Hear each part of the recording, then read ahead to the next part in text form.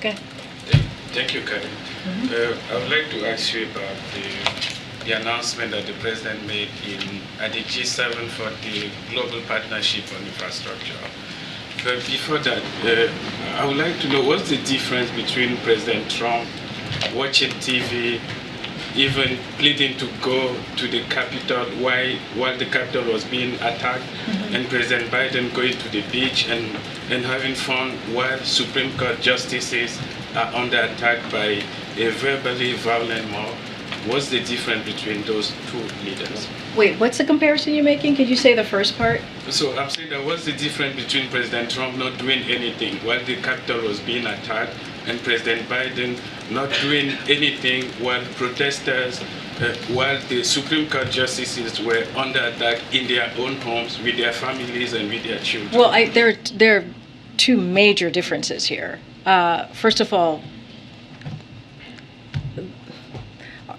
our predecessor was very, we have said that his behavior on that day, on January 6th, was atrocious. The president has said that. And we are going to let the Select Committee, the January 6th Select Committee, continue to do their independent review of that, their hearing. And you guys all saw for yourselves. The American people have seen for themselves what our predecessor has done, his behavior and his involvement. So that is not the same. That is absolutely not the same. We are talking about what we saw on January 6th. We are talking about an attack on our democracy. We are talking about a very dark day that the person who was here before us, seemingly, if you watch, was very involved. So that's very, very different. Now, fast forward to this president. This president is fighting for women's rights. He's fighting for women's freedom. He has spoken out. He's been very clear about what needs to happen next. He put out 2 executive authorities that lays out ways that we can protect women. He has said that everything is on the table.